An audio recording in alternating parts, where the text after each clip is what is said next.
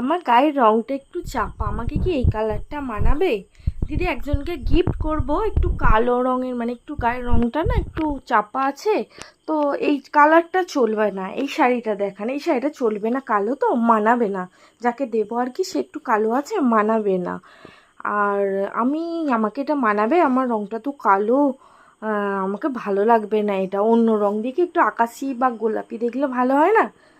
তো এই কোশ্চেনটা আমাকে তো অনেকেই করে, আর এই কোশ্চেনটার বাদে আমি আমার জীবন নিয়েও, মানে এই কোশ্চেনটা, মানে আমার জীবনেও এই কোশ্চেনটা বারবার এসেছে।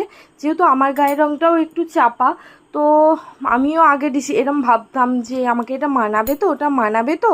তো ব্লু, আমাদের ব্লু গ্রিন এগুলো যারা একটু চাপা তারা খুব একটা পরে না, পার্পেল ব্লু গ্রিন খুব একটা মানুষ পরে না, কিন্তু আমি বলবো পরো। কেউ তোমাকে মানে মাথার দিব্যি দিয়ে দেয়নি তুমি কালো, তোমাকে এটা মানাবে ওটা মানাবে। তুমি সব কালার পরো, সব কালার, কালার পরার অধিকার তোমার আছে।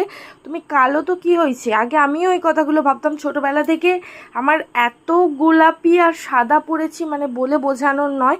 আমি ছোটোবেলায় শুধু হয়তো গোলাপি সাদা, আমার বাড়ি থেকেও তাই কিনে দেওয়া হতো, কিন্তু তার কোনো মানে নেই। তাহলে তো সাউথে বেশিরভাগ মানুষই কালো হয়, সেখানে কোনো কালারই চলতো না। সাদাটা ওখানে স্পেশালি পছন্দ করে, কিন্তু তা বলে কি শুধু সাদা কালার পরে না, ওরা সব রকম কালার পরে। আমি নিজে দেখেছি, আমি বাইরে থেকে এসেছি।